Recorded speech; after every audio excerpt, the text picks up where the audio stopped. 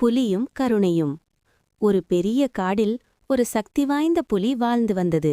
அது காட்டு மிருகங்களின் அரசனாக அனைவராலும் பயப்படப்பட்டு வந்தது. ஆனால் அந்த புலிக்கு ஒரு பழக்கம் இருந்தது. யாராக இருந்தாலும் பலவீனமாக இருந்தால் அதை வேட்டையாடிவிடும்.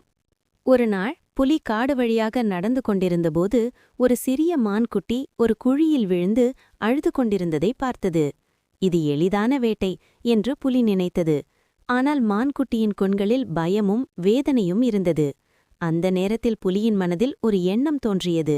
சக்தி என்பது கொல்வதிலல்ல, காப்பாற்றுவதில்தான். புலி மெதுவாக குழிக்குள் இறங்கி அந்த மான்குட்டியை பாதுகாப்பாக வெளியே கொண்டு வந்தது. மான்குட்டி நன்றி கூறி ஓடிவிட்டது. இந்த செய்தி முழு காட்டிலும் பரவியது. மிருகங்களெல்லாம் புலியை இனி பயத்துடன் அல்ல, மரியாதையுடன் பார்க்கத் தொடங்கினார்கள். அதன்பின் புலி தேவையில்லாமல் யாரையும் காயப்படுத்தவில்லை. அது உணர்ந்தது, கருணை கொண்ட அரசனே உண்மையான அரசன் என்று. நீதி: உண்மையான பலம் கருணையிலும் நல்ல மனதிலும் தான் உள்ளது.